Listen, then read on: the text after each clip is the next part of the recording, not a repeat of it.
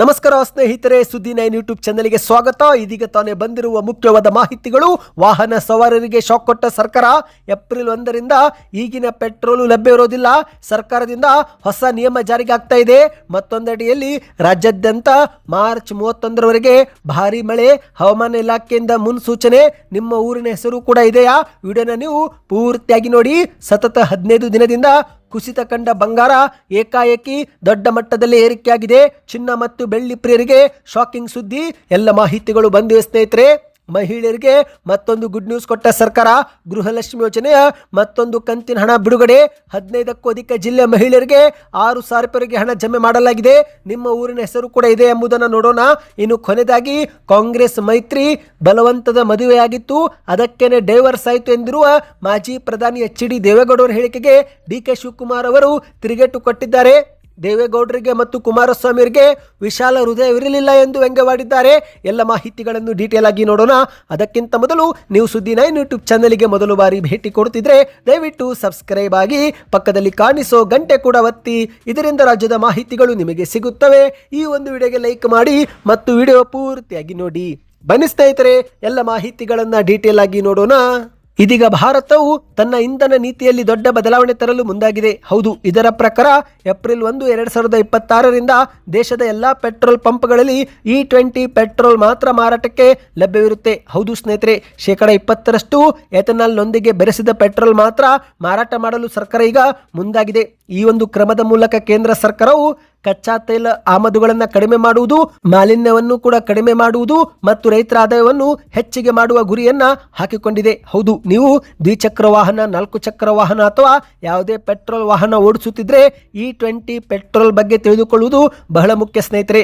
E20 petrol ಅಂದ್ರೆ ಏನು, ಇದರ ನಿಯಮಗಳೇನು, ಇದು ನಿಮ್ಮ ವಾಹನದ ಮೈಲೇಜ್ ಮೇಲೆ ಹೇಗೆ ಪರಿಣಾಮ ಬೀರುತ್ತೆ, ಎಲ್ಲ ಮಾಹಿತಿಯನ್ನು ನೀವು ತಿಳಿದುಕೊಳ್ಳಲೇಬೇಕು. ಮೊದಲಿಗೆ ಸ್ನೇಹಿತರೆ, E20 ಪೆಟ್ರೋಲ್ ಅಂದ್ರೆ ಏನಂದ್ರೆ ಇದರಲ್ಲಿ 80% ಗ್ಯಾಸೋಲಿನ್ ಮತ್ತು 20% ಎಥನಾಲ್ ಅನ್ನ ಒಳಗೊಂಡಿರುವ ಶುದ್ಧ ಇಂಧನ ಇದಾಗಿರುತ್ತೆ. ಹೌದು, ಎಥನಾಲ್ ಅನ್ನು ಸಾಮಾನ್ಯವಾಗಿ ಕಬ್ಬು, ಜೋಳ ಮತ್ತು ಇತರೆ ಜೀವರಾಶಿಗಳಿಂದ ಉತ್ಪಾದಿಸಲಾಗುತ್ತೆ. ಆದ್ದರಿಂದ ಇದನ್ನ ಶುದ್ಧ ಇಂಧನ ಮತ್ತು ಪರಿಸರ ಸ್ನೇಹಿ ಇಂಧನ ಎಂದು ಹೇಳಲಾಗುತ್ತೆ ಸ್ನೇಹಿತರೆ. ಇದೀಗ ಭಾರತವು ಏಪ್ರಿಲ್ 1ರಿಂದಲೇ E20 ಪೆಟ್ರೋಲ್ ನ ಕೊಡಲು ಮುಂದಾಗಿದೆ. ಹೌದು, ಈ ಒಂದು ಪೆಟ್ರೋಲ್ ಕೊಡುವುದರಿಂದ ಹಲವು ಪ್ರಯೋಜನಗಳು ಸಿಗಲಿವೆ ಸ್ನೇಹಿತರೆ. ಮೊದಲಿಗೆ ಕಡಿಮೆ ಮಾಲಿನ್ಯವಾಗುತ್ತೆ. ಹೌದು, ಎಥನಾಲ್ ಶುದ್ಧವಾಗಿ ಸುಡುವ ಇಂಧನವಾಗಿದ್ದು ಇದು ಇಂಗಾಲದ ಮೊನಾಕ್ಸೈಡ್ ಮತ್ತು ಹೈಡ್ರೋಕಾರ್ಬನ್ ಹೊರಸೂಸುವಿಕೆಯನ್ನ ಕಡಿಮೆ ಮಾಡುತ್ತೆ ಮತ್ತು ಇದು ನಿಮ್ಮ ವಾಹನದ ಇಂಜಿನ್ಗೂ ಕೂಡ ರಕ್ಷಣೆಯನ್ನು ಒದಗಿಸುತ್ತೆ ಎಂದು ಹೇಳಲಾಗ್ತಾ ಇದೆ. ಅಂದಹಾಗೆ ಸ್ನೇಹಿತರೆ, ಎಥನಾಲ್ ಉತ್ಪಾದನೆ ಹೆಚ್ಚಾಗುವುದರಿಂದ ಕಬ್ಬು ಮತ್ತು ಜೋಳಕ್ಕೆ ಬೇಡಿಕೆ ಹೆಚ್ಚುತ್ತೆ. ಈ ಮೂಲಕ ರೈತರ ಆದಾಯ ಕೂಡ ಹೆಚ್ಚಿಗೆ ಆಗುತ್ತೆ ಎಂದು ಹೇಳಲಾಗಿದೆ. ಒಟ್ಟಿನಲ್ಲಿ ದೇಶಾದ್ಯಂತ ಏಪ್ರಿಲ್ 1ರಿಂದಲೇ ಈ ಒಂದು ಪೆಟ್ರೋಲು ಎಲ್ಲಾ ಪಂಪ್ಗಳಲ್ಲಿ ಜಾರಿಗೆ ಆಗಲಿದೆ. ಬನ್ನಿ ಎರಡನೇ ಮಾಹಿತಿಗೆ ಹೋಗೋಣ. ನಿಮ್ಮ ಊರಲ್ಲೂ ಕೂಡ ಮಳೆ ಆಗುತ್ತಿದ್ರೆ ಕಮೆಂಟ್ ನಲ್ಲಿ ಯಾವ ಊರು ಎಂಬುದನ್ನ ಕಮೆಂಟ್ ಮಾಡಿ. ಇದೀಗ ರಾಜ್ಯಾದ್ಯಂತ ಮಾರ್ಚ್ 31ರವರೆಗೆ ಭಾರಿ ಮಳೆ ಆಗಲಿದೆ ಎಂದು ಹವಾಮಾನ ಇಲಾಖೆಯಿಂದ ಮುನ್ಸೂಚನೆ ಬಂದಿದೆ. ಹೌದು ಸ್ನೇಹಿತರೆ, ಬೇಸಿಗೆ ಕಾಲದ ಸಮಯದಲ್ಲೇ ಮಳೆರಾಯ ಅಬ್ಬರಿಸುತ್ತಿದ್ದು ಈಗಾಗಲೇ ಬೆಂಗಳೂರು ಸೇರಿದಂತೆ ರಾಜ್ಯದ 15ಕ್ಕೂ ಅಧಿಕ ಜಿಲ್ಲೆಗಳಲ್ಲಿ ಗುಡುಗು ಸಹಿತ ಭಾರಿ ಆಲಿಕಲ್ಲು ಮಳೆ ಆಗಲಿದೆ ಎಂದು ಹವಾಮಾನ ಇಲಾಖೆ ಮುನ್ಸೂಚನೆ ಕೊಟ್ಟಿದೆ. ಈಗಾಗಲೇ ಹಲವು ಜಾಗದಲ್ಲಿ ದುರ್ಘಟನೆಗಳು ಕೂಡ ನಡೆದು ಹೋಗಿದೆ.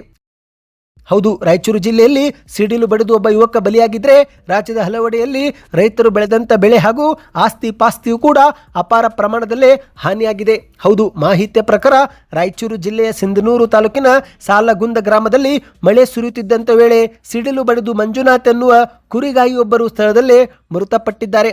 ಹೊಲದಲ್ಲಿ ಕುರಿ ಮೇಯಿಸುತ್ತಿರುವಾಗ ಈ ದುರ್ಘಟನೆ ಸಂಭವಿಸಿದೆ. ಇನ್ನು ಅಷ್ಟು ಮಾತ್ರವಲ್ಲ ಸ್ನೇಹಿತರೆ, ಆಲಿಕಲ್ಲು ಮಳೆಯಿಂದಾಗಿ ರೈತರು ಕೂಡ ಕಣ್ಣೀರು ಹಾಕಿದ್ದಾರೆ.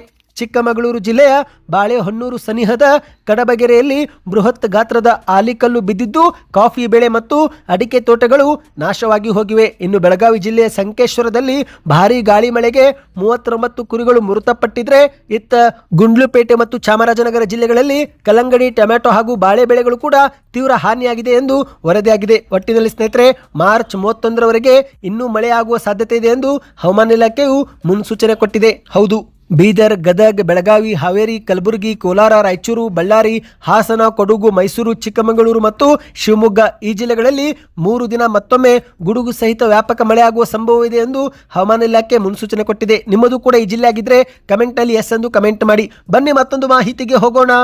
ಚಿನ್ನ ಮತ್ತು ಬೆಳ್ಳಿ ಪ್ರಿಯರಿಗೆ ಶಾಕಿಂಗ್ ಸುದ್ದಿ. ಒಂದೇ ದಿನ ಚಿನ್ನ ಪ್ರತಿ ಗ್ರಾಂನಲ್ಲಿ 345 ರೂಪಾಯಿ ಏರಿಕೆಯಾಗಿದೆ. ಹೌದು ಸ್ನೇಹಿತರೆ, ಮಧ್ಯಪ್ರಾಚ್ಯದಲ್ಲಿ ಯುದ್ಧ ನಡೆಯುತ್ತಿರುವ ಕಾರಣ ಡಾಲರ್ ಎದುರು ರೂಪಾಯಿ ಮೌಲ್ಯ ದಾಖಲೆ ಮಟ್ಟದಲ್ಲಿ ಕುಸಿತ ಕಂಡಿದ್ದು, ಇದೇ ಒಂದು ಹಿನ್ನೆಲೆಯಲ್ಲಿ ಮಾರ್ಚ್ 25ರಂದು ಚಿನ್ನ ಮತ್ತು ಬೆಳ್ಳಿ ಬೆಲೆಗಳಲ್ಲಿ ದಾಖಲೆ ಮಟ್ಟದಲ್ಲೇ ಏರಿಕೆಯಾಗಿದೆ. ಹೌದು, ನಿನ್ನೆಗೆ ಹೋಲಿಕೆ ಮಾಡಿದರೆ ಸ್ನೇಹಿತರೆ 10 ಗ್ರಾಂ 24 ಕ್ಯಾರೆಟ್ ಬಂಗಾರದಲ್ಲಿ 3,400 ರೂಪಾಯಿ ಏರಿಕೆಯಾಗಿದೆ. ಹೌದು, ಹಾಗೆ ನೋಡಿದರೆ ಸ್ನೇಹಿತರೆ ಕಳೆದ 15 ದಿನಗಳಿಂದ ಸತತವಾಗಿ ಚಿನ್ನ ಮತ್ತು ಬೆಳ್ಳಿ ಇಳಿಕೆಯನ್ನು ಕಾಣುತ್ತಿತ್ತು, ಗ್ರಾಹಕರಲ್ಲಿ ಸಂತೋಷ ತಂದಿತ್ತು. ಆದ್ರಿಂದ ಏಕಾಏಕಿ ಚಿನ್ನ ಮತ್ತು ಬೆಳ್ಳಿ ಬೆಲೆಗಳಲ್ಲಿ ದೊಡ್ಡ ಮಟ್ಟದಲ್ಲಿ ಏರಿಕೆಯಾಗಿದ್ದು ಖರೀದಿದಾರರಲ್ಲಿ ಬೇಸರ ತಂದಿದೆ. ಹೌದು, ಹೂಡಿಕೆದಾರರು ಕೂಡ ಗೊಂದಲದಲ್ಲಿದ್ದಾರೆ ಸ್ನೇಹಿತರೆ. ಮುಂಬರುವ ದಿನಗಳಲ್ಲಿ ಚಿನ್ನ ಇಳಿಕೆ ಆಗುತ್ತಾ ಹೆಚ್ಚಳವಾಗುತ್ತಾ ಎಂಬ ಗೊಂದಲ ಈಗ ಮತ್ತಷ್ಟು ಜೋರಾಗಿದೆ. ಹೌದು, ಯಾಕಂದ್ರೆ ಇಷ್ಟು ದಿನ ಕುಸಿತ ಕಂಡ ಬಂಗಾರ ಏಕಾಏಕಿ ಒಂದೇ ದಿನದಲ್ಲಿ ದೊಡ್ಡ ಮಟ್ಟದಲ್ಲಿ ಏರಿಕೆಯಾಗಿದೆ.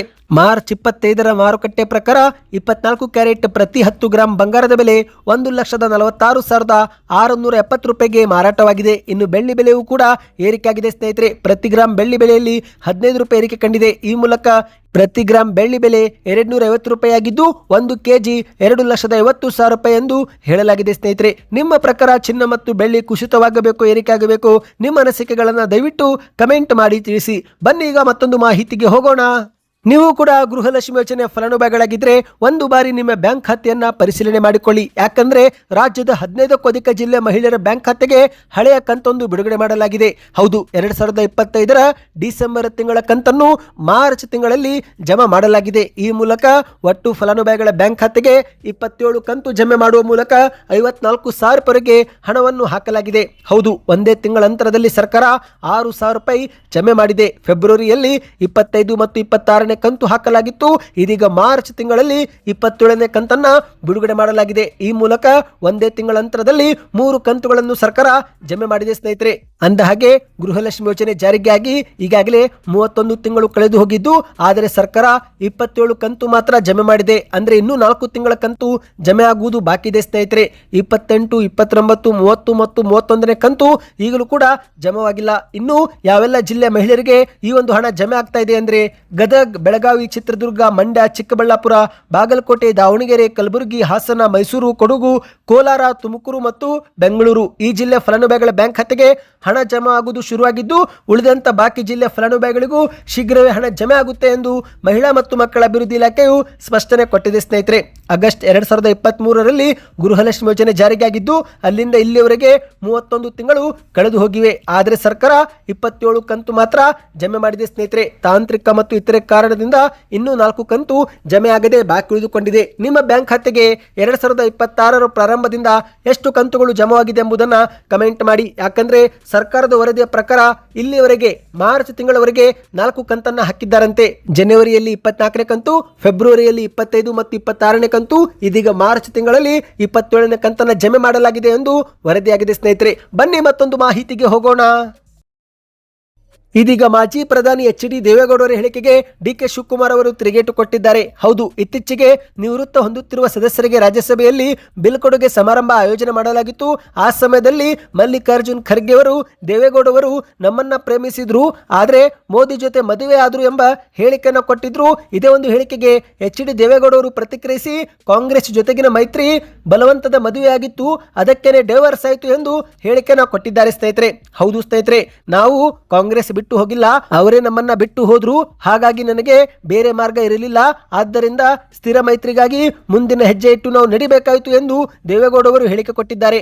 ನಾನು ಕಾಂಗ್ರೆಸ್ ಜೊತೆಗೆ ಬಲವಂತದ ಸಂಬಂಧದಲ್ಲಿದ್ದೆ, ಅದು ಒಳ್ಳೆಯ ಸಂಬಂಧವಾಗಿರಲಿಲ್ಲ, ಆದ್ದರಿಂದಲೇ ದೂರವಾಗಬೇಕಾಯಿತು ಎಂದು ಮಾಜಿ ಪ್ರಧಾನಿ ಎಚ್.ಡಿ. ದೇವೇಗೌಡವರು ಹೇಳಿಕೆಯನ್ನು ಕೊಟ್ಟಿದ್ದಾರೆ. ಇನ್ನು ಇದೇ ಒಂದು ಹೇಳಿಕೆಗೆ ಈಗ ಡಿ.ಕೆ. ಶಿವಕುಮಾರ್ ಅವರು ಮಧ್ಯಪ್ರವೇಶಿಸಿ ತಿರುಗೇಟು ಕೊಟ್ಟಿದ್ದಾರೆ. ದೇವೇಗೌಡರಿಗೆ ಮತ್ತು ಕುಮಾರಸ್ವಾಮಿ ಅವರಿಗೆ ವಿಶಾಲ ಹೃದಯವೇ ಇರಲಿಲ್ಲ ಎಂದು ನವದೆಹಲಿಯಲ್ಲಿ ವಾಗ್ದಾಳಿ ಮಾಡಿದ್ದಾರೆ. ಹೌದು, ಜೆಡಿಎಸ್ ನಾಯಕರಾದಂಥ ಎಚ್.ಡಿ. ದೇವೇಗೌಡರಿಗೆ ಮತ್ತು ಕುಮಾರಸ್ವಾಮಿ ಅವರಿಗೆ ಎಲ್ಲರನ್ನೂ ಒಟ್ಟಾಗಿ ಕರೆದುಕೊಂಡು ಹೋಗುವ ವಿಶಾಲ ಮನೋಭಾವವೇ ಇರಲಿಲ್ಲ ಎಂದು ಡಿ.ಕೆ. ಶಿವಕುಮಾರ್ ಅವರು ಮಾಧ್ಯಮಗಳ ಮುಂದೆ ಮಾತನಾಡಿದ್ದಾರೆ. ಜಾತ್ಯತೀತ ತತ್ವಗಳನ್ನು ಎತ್ತಿ ಹಿಡಿಯುವ ಉದ್ದೇಶದಿಂದ ಕಾಂಗ್ರೆಸ್ ಈ ಒಂದು ಹಿಂದೆ ದೇವೇಗೌಡರನ್ನು ಪ್ರಧಾನಿಯನ್ನಾಗಿ ಮತ್ತು ಕುಮಾರಸ್ವಾಮಿ ಅವರನ್ನು ಮುಖ್ಯಮಂತ್ರಿಯನ್ನಾಗಿ ಮಾಡಿತ್ತು. ಕಾಂಗ್ರೆಸ್ ನೀಡಿದ ಈ ದೊಡ್ಡ ಅವಕಾಶಗಳನ್ನು ಸಮರ್ಥವಾಗಿ ಬಳಸಿಕೊಳ್ಳುವಲ್ಲಿ ಅವರು ವಿಫಲರಾದರು. ಮೈತ್ರಿ ಸರ್ಕಾರವನ್ನು ತಾಳ್ಮೆ ಮತ್ತು ವಿಶ್ವಾಸದಿಂದ ಮುನ್ನಡೆಸುವುದು ಅವರ ಜವಾಬ್ದಾರಿಯಾಗಿತ್ತು. ಆದರೆ ಸಮನ್ವಯದ ಕೊರತೆಯಿಂದಾಗಿ ಅವರು ಅಧಿಕಾರ ಕಳೆದುಕೊಳ್ಳಬೇಕಾಯಿತು.